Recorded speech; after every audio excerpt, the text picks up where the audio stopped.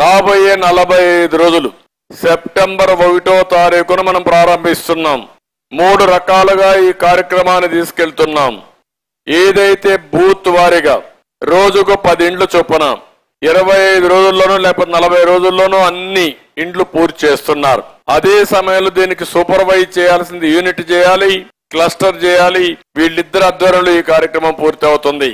రెండోది ప్రజా వేదిక అనే కార్యక్రమం ద్వారా నియోజకవర్గం ఇన్ఛార్జీలు మనకుండే యూనిట్ వారిగా అంటే ముఖ్యమైనటువంటి టౌన్స్ కానీ మేజర్ పంచాయతీలు కానీ మనం పెట్టుకున్నాం.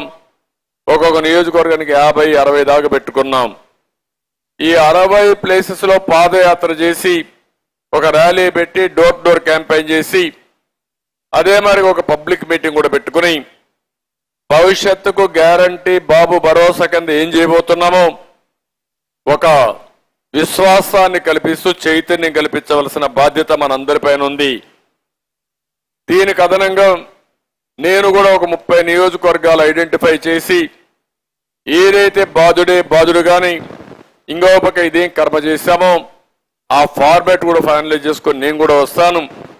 నేను కూడా వచ్చి ఏ విధంగా చైతన్యం చేయాలో చేస్తామని చెప్పి నేను మీకు తెలియజేస్తున్నా.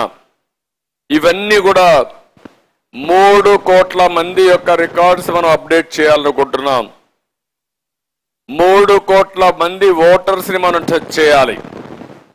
అప్పటికి కూడా 75% అవుతుంది.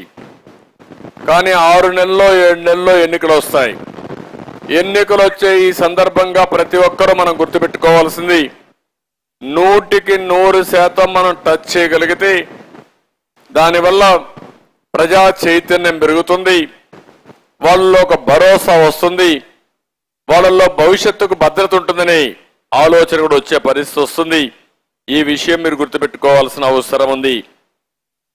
అందుకే ఇక్కడ ఎవరికి ఎగ్జిబిషన్ లేదు. కొంతమంది ఒకటే అడుగుతున్నారు, కార్యక్రమాలు జరుగుతున్నాయి, ఎక్కువ కార్యక్రమాలు ఉన్నాయని.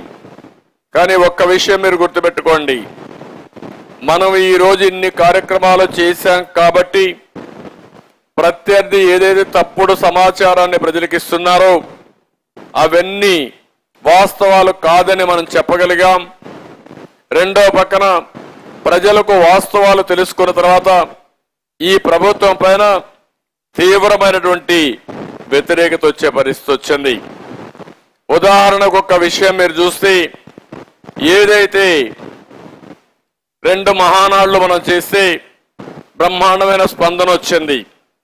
ఈ ప్రోగ్రాముల్లో వినూత్నంగా ఊహించని ఫలితాలు వచ్చాయి. అందుకే నేను ఎప్పుడో చెప్పా, జగన్ పని అయిపోయింది, ఇంటికి పోవడం తప్ప వేరే మార్గం లేదు. నేను ఎప్పుడో చెప్పా, మళ్ళీ చెప్తున్నా, జగన్ పని అయిపోయింది.